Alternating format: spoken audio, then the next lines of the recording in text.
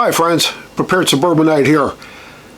Just recently we had an occasion to review our bug out bags and our get home bags, and what I found was that they're almost identical.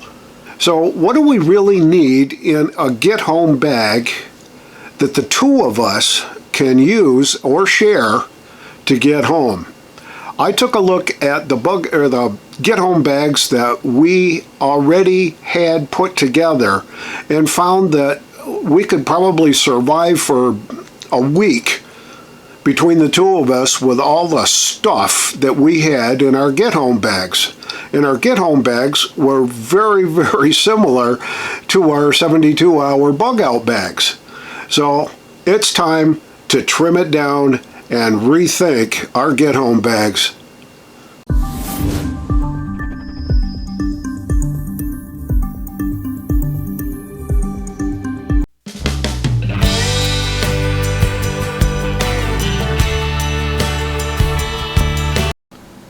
This is my wife's get home bag, and after we spent a couple hours culling through the old one, looking at redundancies, trimming things down, making a list of priorities and necessities, this is what we ended up with for her get home bag. So let's run through the contents real quick.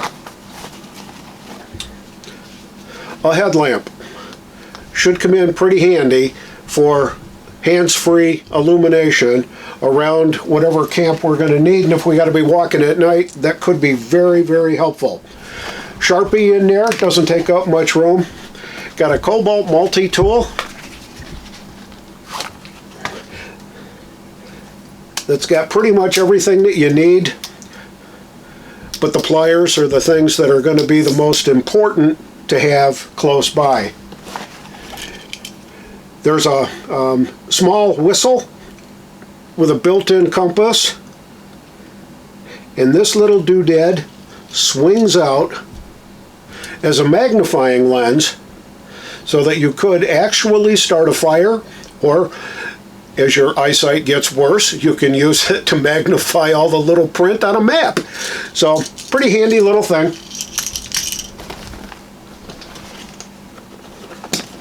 Move into the next lower compartment.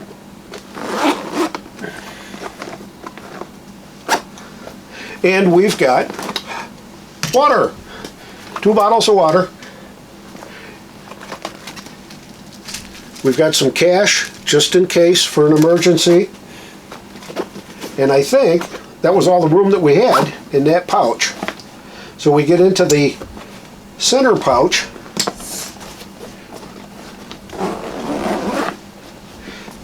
And in here we've got that collapsible cup.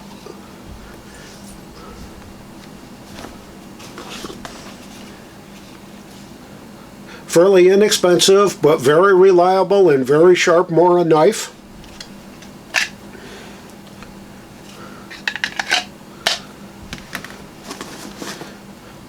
Waterproof matches. And a pair of sneakers in case she's got to change her shoes if they get wet along the way, or she's wearing dress shoes wherever we happen to be. So those should come in pretty handy. In the back here is a Write in the Rain notepad with a little pencil that goes with it. And that's it. On the side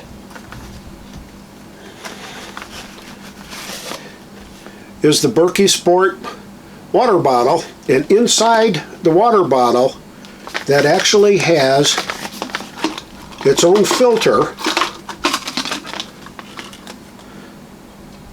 so that you can filter strange water if you need to refill that. But we've also put in there a spork and some goodies. Lemonade packs, that kind of a thing, just to take the boredom out of some of the boring water that you come up against, and throw in half a dozen bouillon cubes just in case you want to flavor something up and at least pretend you're having some soup if you need some sustenance on the way home. But that's what's in the Berkey Sport. Yes. Goes in a little pouch on the side, and that's it for that. Get into the main compartment. I like this bag because it does clamshell all the way. In here, the SOL survival blanket.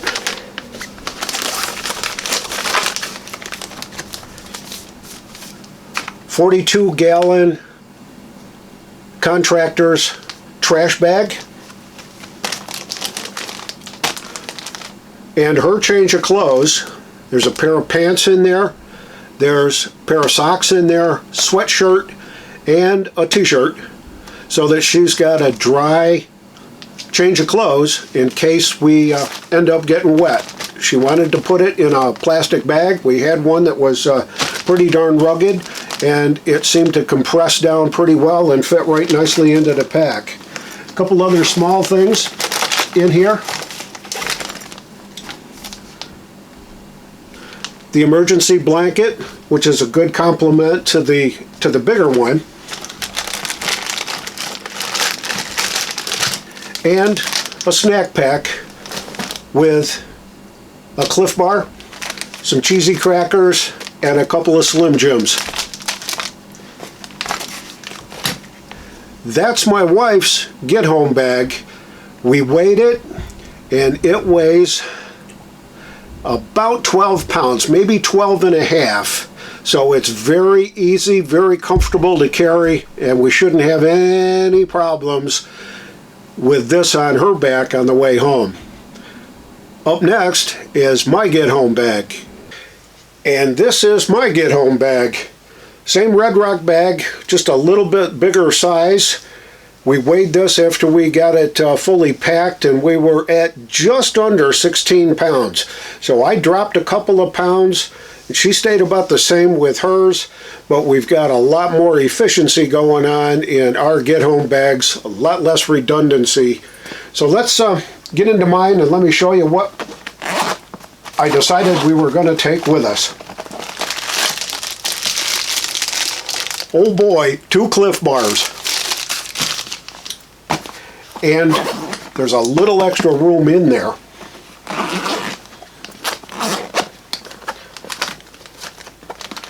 In the front pouch, a snack bag with crackers, another Cliff Bar, and a couple of Slim Jims, just to have that snack for on the way home as we make our way.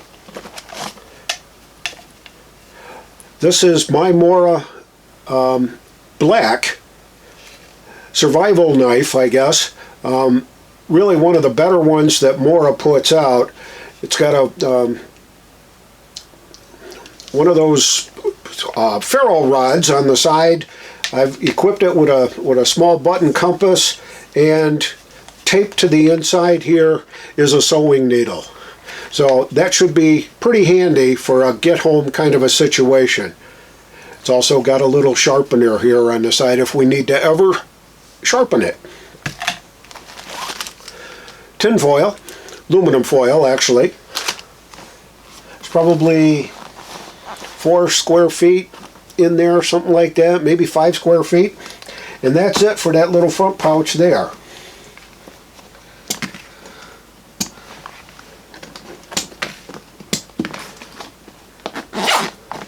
Alright, done that. Here we go into the mid pouch.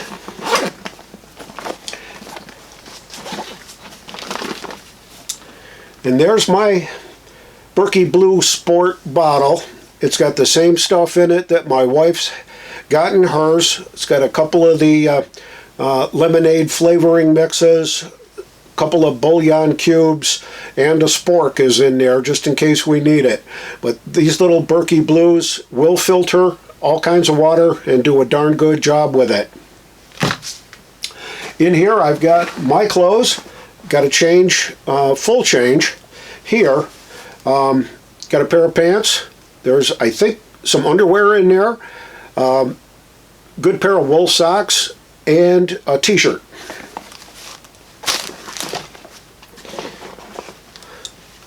Down in here, way at the bottom, is a flashlight.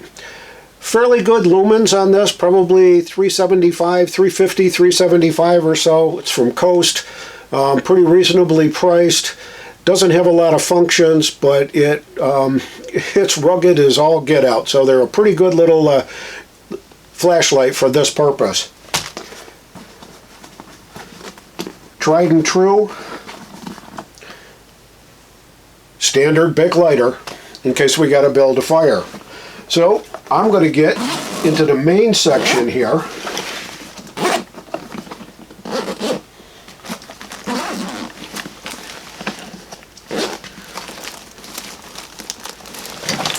And open that up. This is what we decided to do for the first aid kit. I took one of those little plastic ammo cans that you buy AR-15 5.56 ammo in. It's got a nice little snap on here. Certainly not waterproof or anything, but it holds quite a lot of goodies. So in here we've got water purification tabs and that compound that takes that iodine taste out of the water. We've got that gel type hand sanitizer, a couple of tampons, some chapstick, a few Advils. I think there's some Tylenol in there too. Pair of surgical gloves, a bunch of Band-Aids, gauze packs, and a little surgical kit. It's got scissors, nail clippers, a file, and a comb if you ever need it. But thought this might be a good augment to first aid kit, just in case you got to do a little bit of cutting here or there. But that's gonna, and it fits. So that's the first aid kit. My clothes, poncho, pair of gloves, a shamag,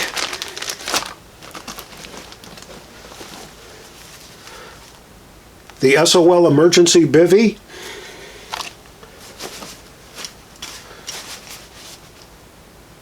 this is a slip-over rain jacket that we got a number of years ago. It folds in on itself, kind of folds up into a little pocket thing. You can use it like put it around your hips, like a belt, or it just kind of gets in, gets out of the way, but it's a nice little windbreaker. Certainly can come in handy. Got one for me and one for her. Extra poncho for my wife. I put in a pair of duty boots, extras in case I've got to change shoes, and if we end up somewhere where I'm wearing loafers or dress shoes or sandals, something like that, at least I'll have something rugged. I've worn these quite a bit, broken them in. They're very comfortable and they're darn rugged. Inside the boot itself, we put the rest of the first aid kit in one boot,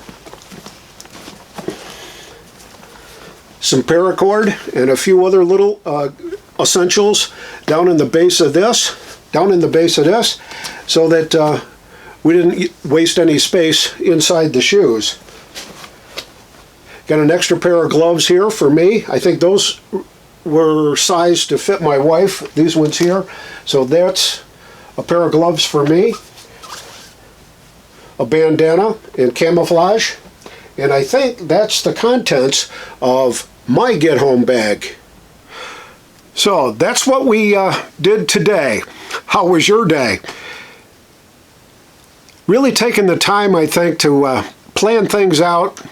Make sure you don't have the redundancies in your bug out bag and your get home bag and your go bags and your inch bags and all that, but that they also complement each other so that you can use one, use a different one, and still end up with basically the same results. But you got to be specific to the task. This exercise was to make sure that we had the right stuff if we were going to be in a situation where we had to get home from where we spend about 80%, 85% of our time traveling around our area. Basically, the farthest we're going to go 80 to 90% of the time is 25, maybe 28 to 30 miles. That's the maximum in that kind of a situation. If I'm going to go farther than that, I'm going to equip differently. But my daughters live about 25 miles away, one in one direction, one in the other direction. But if we get stuck there and have to walk home, I want to make sure that I've got the right equipment, and I think we do.